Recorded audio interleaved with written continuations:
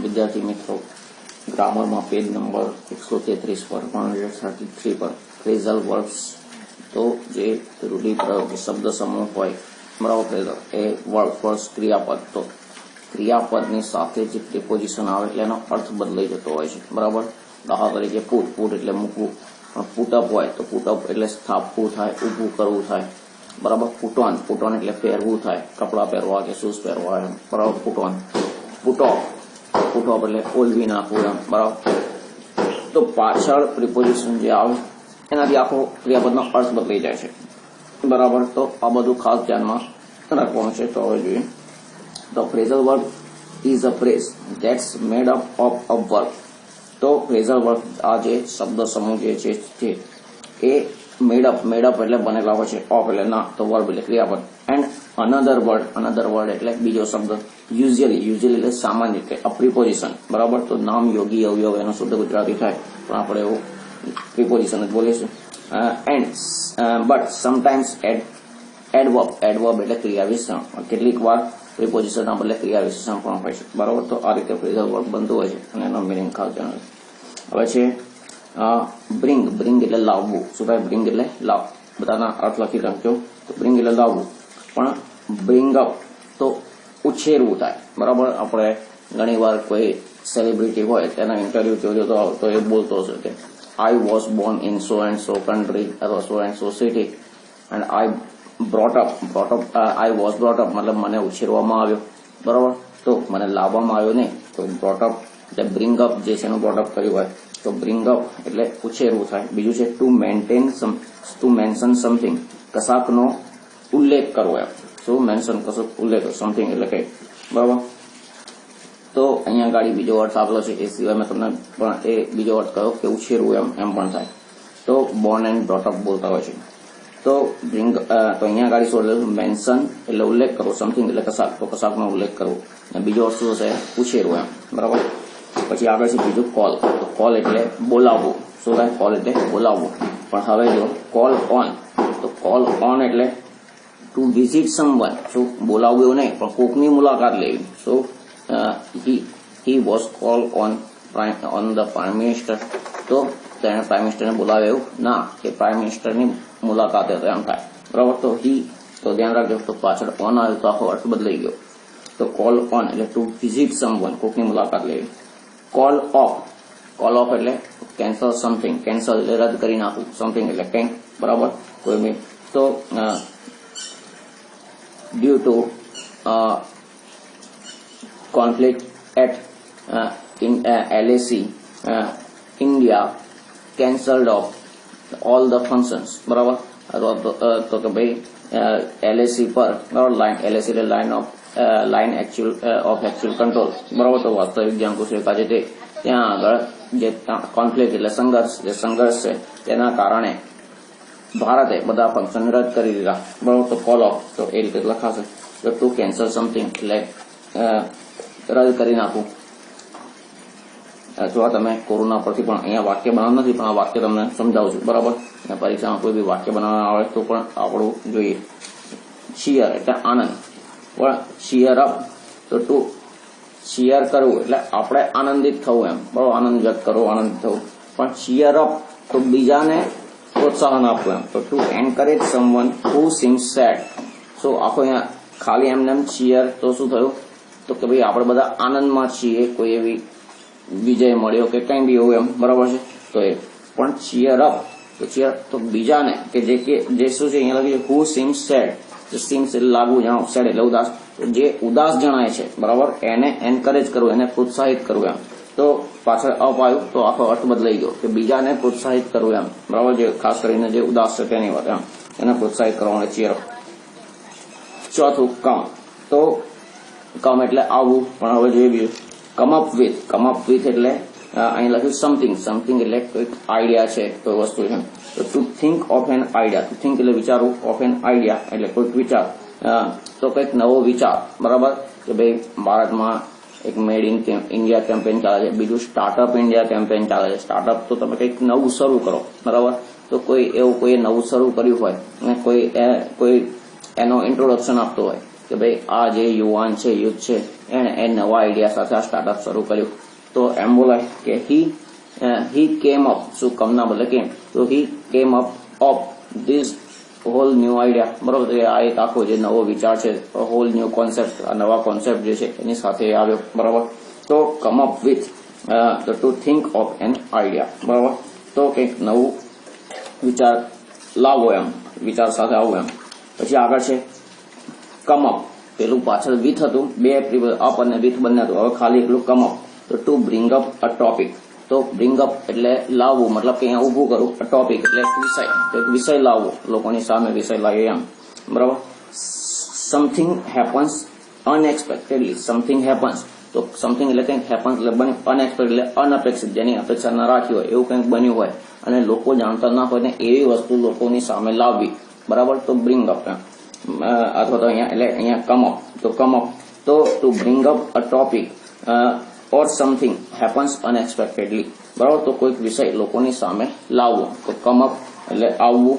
બરાબર, કોઈ એવો વિષય સામે આવવો. બરાબર, ને બ્રિંગ અપ એટલે લાવવું.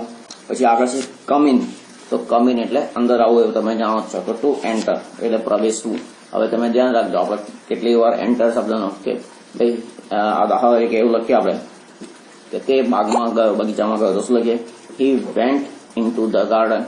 બરાબર, પણ એન્ટર લખીએ તો પાછળ ઇન નથી લખતા, ઈ એન્ટર્ડ ધ ગાર્ડન, એમ જ સીધે સીધું. તો એન્ટર્ડમાં જ ઇનનો અર્થ આવી જાય છે. શું એન્ટરમાં ઇનનો અર્થ આવી જાય છે, એન્ટર એટલે માં પ્રવેશ્યો. તો એન્ટર પાછળ ઇન લખવાનું હોતું નથી, મોટે ભાગે ઘણા બધા ભૂલ કરતા હોય, એન્ટર પાછળ ઇન લખે કે હી એન્ટર્ડ ઇન ધ ગાર્ડન, તો ના, તો હી એન્ટર્ડ ધ ગાર્ડન, તે બગીચામાં પ્રવેશ્યો એમ. બરાબર, પછી કમ અક્રોસ, તો કમ અક્રોસ એટલે કે ભાઈ સામે મળવું એમ. અક્રોસ એટલે આ પારથી પેલે પાર થાય. બરાબર, પણ અહીંયા ગાડી આખો અર્થ બદલી જાય. તો to meet or find by chance, to meet એટલે મળવું, ફાઇન્ડ એટલે પણ મળવું, અથવા તો પેલું મીટ એટલે કોઈ વ્યક્તિને મળી આવવું, અને આ ફાઇન્ડ એટલે કોઈ વસ્તુ છે, કોઈ સાધન છે, કંઈ બી એવું કંઈક મળવું. બાય ચાન્સ એટલે આકસ્મિક રીતે એમ. શું કે ભાઈ પ્લાનિંગ પૂર્વક નહીં, આયોજન પૂર્વક નહીં, આકસ્મિક રીતે કોઈ આપણું મિત્ર મળી જાય કે ભાઈ આપણે બસની અપેક્ષા નથી રાખી, આપણને બસ મળી ગઈ. બરાબર, કેવી રીતે, તો કમ અક્રોસ. બરાબર, એટલે કે કોઈ વ્યક્તિ મળવી અથવા તો કોઈ વાહન મળવું કે કશું બી મળવું એમ. બરાબર, કઈ રીતે, કે આકસ્મિક રીતે એમ. કમ ફોરવર્ડ એટલે આગળ આવવું. કમ એટલે આવું ને ફોરવર્ડ એટલે આગળ. તો ખાસ કરીને આગળ આવવું એટલે કે ભાઈ કોઈ સેવાકીય કાર્ય છે એમાં આગળ આવે એમ આપણે બોલે. તો વોલન્ટિયર એટલે સ્વયંસેવક.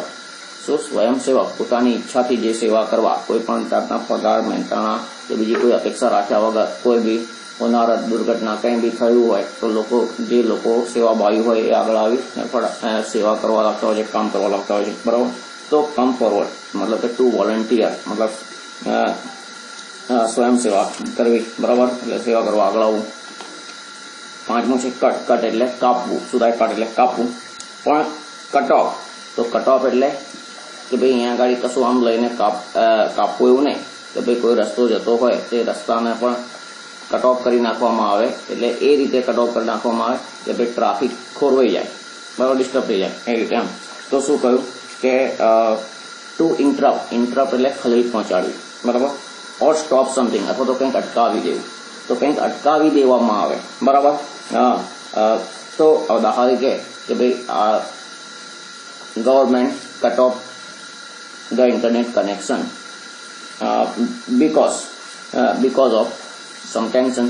બરાબર, તો તણાવ ઉભો થયો કોઈ એવી પરિસ્થિતિ અથવા સમ ક્રિટિકલ કન્ડિશન, દાખલા તરીકે અત્યારે વોર શરૂ થઈ શકે છે ગમે ત્યારે. બરાબર, તો ગવર્મેન્ટ લોકો અફવાઓ ફેલાવે અને એના કારણે પેનિક સર્જાય ને આવું થતું હોય તો એટલે શું થાય કે ભાઈ ગવર્મેન્ટ ઇન્ટરનેટ કનેક્શન પર બેન મૂકી એ કરી દે, તો કટ ઓફ. તો કટ ઓફ એટલે કે કનેક્શનનું કોઈ દોરડું છે, દોરડું આમ વચ્ચે આમ કાપી નાખ્યું ના, તો કટ એટલે આમ કાપવું થાય, પણ અહીંયા ગાડી શું કે ભાઈ અટકાવી દેવું એમ એ અર્થમાં. તો શું કે ભાઈ કટ ઓફ, તો ટુ ઇન્ટરપ્ટ ઓર સ્ટોપ સમથિંગ, તો કંઈક બંધ કરી દેવું એમ. પછી આગળ છે છઠ્ઠું ડ્રોપ. તો ડ્રોપ એટલે છોડી દેવું, બરાબર, પડતું મૂકવું, છોડી દેવું. હવે આગળ છે ડ્રોપ બાય અથવા તો ઇન આવે, તો એનો શું to stop by for a visit, મુલાકાત રદ કરી દેવી, બંધ કરી દેવી એમ. તો to stop by for a visit, તો મુલાકાત રદ કરી રહેવા દેવી. ફોર અ શોર્ટ ટાઈમ એટલે થોડોક સમય મળે. કેન્સલ ઓફ એટલે રદ કરી દેવું. આગળ જે કટ ઓફ આગળ ક્યાં આવ્યું કોલ ઓફ, તો કોલ ઓફ એટલે બિલકુલ કેન્સલ કરી દેવું. પણ ડ્રોપ આવે તો એનો અર્થ કે ભાઈ રદ કરી તો હાલ પૂરતી એમ મુલતવી રાખી થોડોક સમય માટે, પછી એ શરૂ થઈ શકે છે એમ પણ અર્થ થયો. તો અહીંયા શું લખ્યું? ફોર અ શોર્ટ ટાઈમ, થોડાક સમય માટે કોઈ મુલાકાત જે છે એ છોડી દેવી, મતલબ કે એને હોલ્ડ પર રાખી દેવું એમ, કે હમણાં ના કરવી એમ. પછી છે ડ્રોપ ઓફ, ડબલ એફ, બરાબર. તો to leave something or someone in that destination, તો ડ્રોપ ઓફ, કે ભાઈ આને ડ્રોપ કરી, આવું ઘણી વાર બોલતા હોય છે કે ભાઈ આને લેતો જાય ને, એને ડ્રોપ કરી દેજે ને આ જગ્યાએ એ જગ્યાએ, તો ડ્રોપ કરી દેજે એટલે કંઈ નાખી દેજે કંઈ એવું ના, તો ત્યાં એને છોડી દેજે, મતલબ કે ત્યાં એને મૂકી આવજે એમ. તો ટુ લીવ સમથિંગ, તો સમથિંગ એટલે કંઈક, કોઈક વસ્તુ છોડી દેવાની, વસ્તુ મૂકી આવવાની હોય, ઓર સમવન અથવા તો કોઈક વ્યક્તિને, બરાબર, ઇન ધેર ડેસ્ટિનેશન, ડેસ્ટિનેશન એટલે મંજિલ, એનું જે ગંતવ્ય સ્થાન છે તે, જ્યાં જવાનું છે તે, બરાબર. તો એના જે સ્થાને જે છે ડેસ્ટિનેશન, જે જવાનું છે તે, બરાબર, એ સ્થાને કોઈ વસ્તુ કે કોઈ વ્યક્તિને મૂકી દેવું એમ, બરાબર. તો ડ્રોપ ઓફ. પછી આગળ છે 7મું ફોલ, તો ફોલ અને બીજું ઉપર જે ડ્રોપ છે, ડ્રોપ આપણે કેચ છોડી દેતા હોય તો બોલતા હોય કે ભાઈ ડ્રોપ કરી દીધો બોલ, બરાબર, તો પકડ્યું ના હોય, છોડી દીધું, બરાબર. ત્યાં કંઈ બોલને કંઈક તમે મૂકવા જાવ છો કોઈ જગ્યાએ ના, પણ એ ખાલી ડ્રોપ શબ્દ વાપરી છે, પણ ડ્રોપ ઓફ આવ્યો તો એનો અર્થ કે કોઈકને ક્યાંક ઉતારી દેવું, મૂકી દેવું એમ. પછી 7મું છે ફોલ, ફોલ એટલે પડવું. તો બીજું છે શું? ફોલ એટલે પડવું. હવે ફોલ અપાર્ટ હોય તો એનો અર્થ શું થશે કે to break into pieces, to break એટલે તોડી નાખવું, ઇન્ટુ પીસીસ એટલે ટુકડાઓમાં, મતલબ તોડીને ટુકડા કરી નાખવા, બરાબર. કે ભાઈ અત્યારે ન્યૂઝમાં આવતું હોય કે ભાઈ કોઈ ચાઇનીઝ જે મોબાઈલ છે તો એ તોડી નાખ્યો, તોડીને ટુકડા કરી નાખ્યા, તો શું? ફેલ અપાર્ટ, બરાબર. Some angry man fell apart his Chinese mobile, તો શું? તો ફોલનો એટલે ફેલ અપાર્ટ કર્યો, તો અહીંયા ખાલી ફેલ એટલે શું થાય? પાડ્યો થાય, બરાબર. ફોલ અપાર્ટ મતલબ તોડીને ટુકડા કરી નાખો એમ, તો બ્રેક ઇન્ટુ પીસીસ. પછી આગળ છે ફિલ, ફિલ એટલે ભરવું, પૂરવું.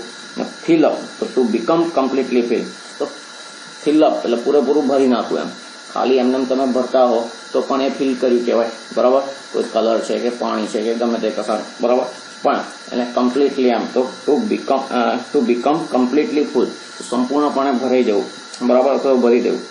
પછી છે ગેટ એટલે મેળવવું, તો આના બધા બહુ અલગ અલગ, તો જો ગેટ એટલે શું છે? મેળવવું, બરાબર સમજો. હવે જુદું જુદું જે છે ગેટ અવે, તો ગેટ અવે એટલે છટકી જવું, ભાગી જવું. શું થાય? ગેટ અવે એટલે જતું રહેવું, ભાગી જવું, છટકી જવું. તો ટુ એસ્કેપ, બરાબર, ટુ એસ્કેપ એટલે છટકી જવું. તમારે એસ્કેપ કમ્પ્યુટરમાં પણ આવતું છે, કીબોર્ડ જે છે એન્ટરમાં એસ્કેપ આવે એટલે તમારી લાઈન તમે છૂટી જાય એમ, બરાબર, આગળ બીજી લાઈન એ રીતે. તો એટલે જે સ્પેસ છે જે નક્કી કરેલી હોય ટેબ એ પ્રમાણે સ્પેસ છૂટી જાય. પછી આગળ છે ગેટ અલોંગ, તો get along to have a friendly relationship with someone, તો ગેટ અલોંગ એટલે ની સાથે મેળવવું એવું નહીં, પણ ની સાથે રહેવું, એટલે કઈ રીતે? મિત્રતાના ભાવથી એમ, બરાબર, ફ્રેન્ડશીપથી એમ. તો get along with, to have a friendly relationship with someone, બરાબર. તો તમે અત્યારે લખી શકો ત્યાં સિચ્યુએશન પ્રમાણે કે ભાઈ America gets along with India, બરાબર. તો અમેરિકા ભારત સાથે આવી રહ્યું છે, તો કેવી રીતે? કે ભાઈ મિત્રતાના ભાવથી કઈ રીતે એમ, બરાબર. તો એ રિલેશનશીપ શરૂ થઈ રહી છે એ રીતે ઘણા સમયથી. તો હવે છે પછી આગળ છે ગેટઅપ, તો ગેટઅપ એટલે ઉઠવું, જાગવું, બરાબર. કે ભાઈ આપણે લખીએ છીએ કે ભાઈ I get up at 6 o'clock, I get up at 5 o'clock in the morning, સવારે આટલા વાગે ઉઠ્યું. તો અહીંયા છે ટુ સ્ટેન્ડ અપ એટલે ઊભું થવું, બરાબર. અને ટુ વેકઅપ એટલે જાગવું, ઊંઘમાંથી જાગવું, બરાબર. કોઈ એમને પડી રહ્યું હોય ને ઊભું થાય તો પણ ગેટઅપ થયું, અને સૂઈ ગયું હોય અને એટલે એમ આંખો બંધ કરીને કેવી રીતે અને પછી જાગે તો ટુ વેકઅપ, તો એ બંને માટે ગેટઅપ વાપરી શકાશે, બરાબર. ફરી પછી છે ગેટ બેક એટલે પાછા, ગેટ એટલે જવું, અહીંયા આગળ જવું, એટ, તો to get revenge on someone, get revenge એટલે બદલો, શું લખજો? રિવેન્જ એટલે બદલો, ઓન સમવન તો કોકની પર બદલો લેવો, બરાબર. તો India got back at China, બરાબર.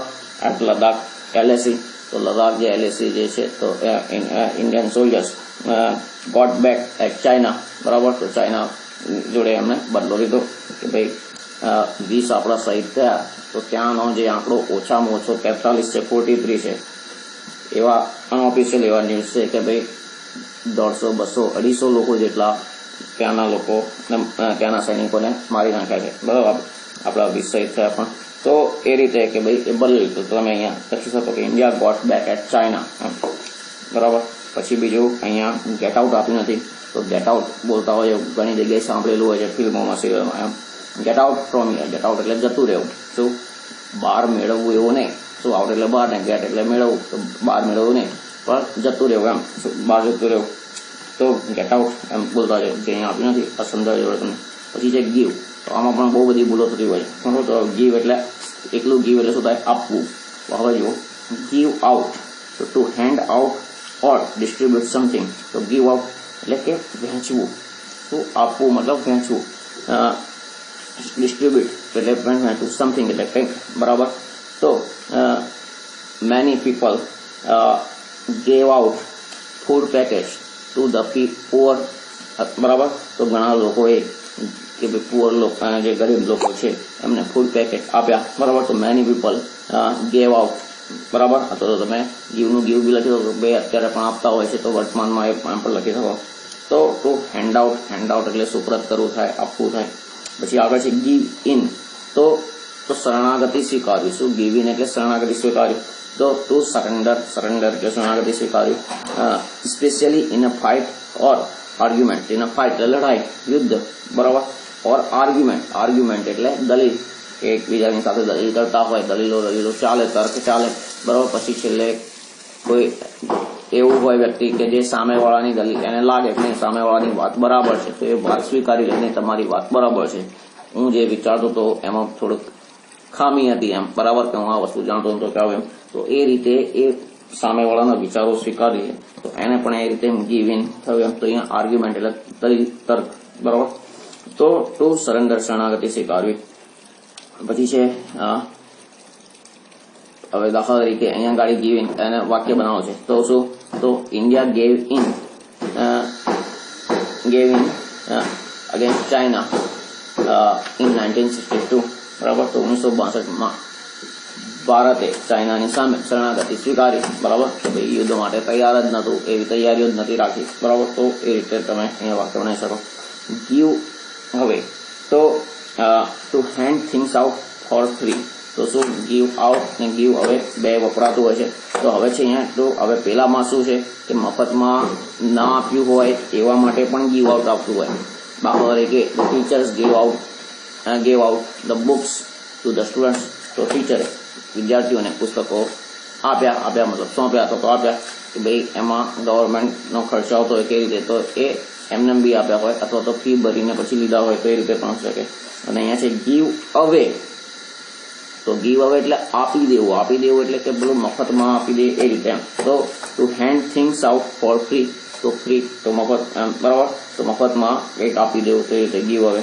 પછી છે ગીવ અપ એટલે છોડી દેવું, આખો અર્થ બદલાઈ જાય છે. શું ગીવ અપ એટલે છોડી દેવું એટલે પ્રયત્ન કરવાનું છોડી દેવું, કે ભાઈ આપણે કોઈ કાર્ય માટે પ્રયત્ન કરી રહ્યા, હવે આપણને લાગે છે કે આમાં સફળતા મળશે નહીં તો એ પ્રયત્ન કરવાનું છોડી દઈએ, બરાબર. તો ટુ સ્ટોપ ટ્રાઇંગ, તો સ્ટોપ એટલે બંધ કરી દેવું, ટ્રાઇંગ એટલે પ્રયત્ન કરવાનું, શું એને છોડી દેવું એટલે કોઈ વસ્તુ છોડી દેવી નહીં પણ પ્રયત્ન કરવાનું છોડી દેવું, આખો અર્થ બદલાઈ જાય છે, બરાબર. તો બહુ ધ્યાન રાખવાનું છે. ગીવ અપ, તો ટુ સ્ટોપ ટ્રાઇંગ.